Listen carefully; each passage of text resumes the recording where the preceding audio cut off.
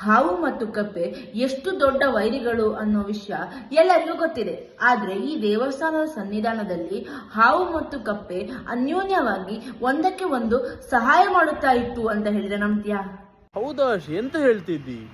ಹೌದಣ್ಣ, ಇಂಥ ಅದ್ಭುತವಾದ ಸನ್ನಿವೇಶ ನಡೆದದ್ದು ನಮ್ಮ ಶೃಂಗೇರಿಯ ಶಾರದಾ ಪೀಠದಲ್ಲಿ. ಶಂಕರಾಚಾರ್ಯರು ಶಾರದಾ ಪೀಠ ನಿರ್ಮಾಣಕ್ಕೆ ಸೂಕ್ತ ಜಾಗವನ್ನು ಹುಡುಕಲು ಇಡೀ ದೇಶವನ್ನೇ ಸುತ್ತಿದ್ರು. ದೇಶ ಪರ್ಯಟನೆ ಮಾಡುತ್ತಾ ಇವರು ತುಂಗಾ ತೀರಕ್ಕೂ ಬಂದಿದ್ರು. ತುಂಗಾ ತೀರದಲ್ಲಿ ಇವರಿಗೊಂದು ಅಮೋಘವಾದ ದೃಶ್ಯವೇ ಕಂಡಿತು. ಆ ದೃಶ್ಯವೇನೆಂದರೆ, ಕಳಿಂಗ ಸರ್ಪವು ತನ್ನ ಹೆಡೆಯನ್ನು ಎತ್ತಿ ಗರ್ಭಿಣಿ ಕಪ್ಪೆಯನ್ನ ಬಿಸಿಲಿನಿಂದ ರಕ್ಷಣೆ ಮಾಡುತ್ತಿತ್ತು.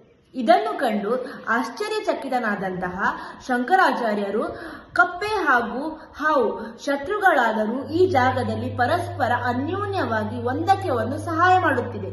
ಆದುದರಿಂದ ಶಾರದಾ ಪೀಠ ಕಟ್ಟಲು ಈ ಜಾಗಕ್ಕಿಂತ ಸೂಕ್ತ ಜಾಗ ಇಲ್ಲವೇ ಇಲ್ಲ ಎಂದು ಅರಿವು ಮಾಡಿಕೊಳ್ಳುತ್ತಾರೆ. ಇವರು ಶೃಂಗೇರಿಯಲ್ಲಿ ಶಾರದಾ ಪೀಠವನ್ನು ಕಟ್ಟುತ್ತಾರೆ. ಇದರಂತೆಯೇ ಉತ್ತರದಲ್ಲಿ ಬದರಿ, ಪೂರ್ವದಲ್ಲಿ ಪುರಿ ಹಾಗೂ ಪಶ್ಚಿಮದ ದ್ವಾರಕದಲ್ಲಿ ಶಾರದಾ ಪೀಠವನ್ನ ಕಟ್ಟುತ್ತಾರೆ.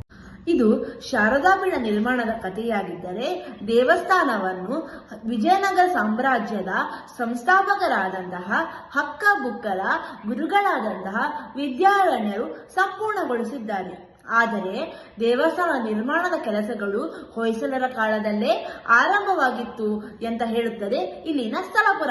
ಶೃಂಗೇರಿಯು ಕರ್ನಾಟಕದ ಅಷ್ಟೇ ಅಲ್ಲ, ಇಡೀ ಭಾರತದ ಪುಣ್ಯಕ್ಷೇತ್ರಗಳಲ್ಲಿ ಒಂದು. ಎಷ್ಟೋ ಶಾಲೆಯ ಮಕ್ಕಳಿಗೆ ತಮ್ಮ ಮಧ್ಯಾಹ್ನದ ಬಿಸಿಯೂಟ ಶೃಂಗೇರಿಯಿಂದಲೇ ಬರುತ್ತಿದೆ. ಶೃಂಗೇರಿ ತಾಯಿ ಎಲ್ಲರಿಗೂ ಒಳ್ಳೇದ್ ಮಾಡಲಿ ಅಂತ ಕೇಳ್ಕೊಳ್ತೇನೆ. ಇದೇ ತರಹದ ಇಂಟ್ರೆಸ್ಟಿಂಗ್ ಮಾಹಿತಿಗಳಿಗೆ ನೋಡ್ತಾ ಇರಿ ಗೋ ವಿತ್ ದ ಫ್ಲೋ. ಧನ್ಯವಾದಗಳು.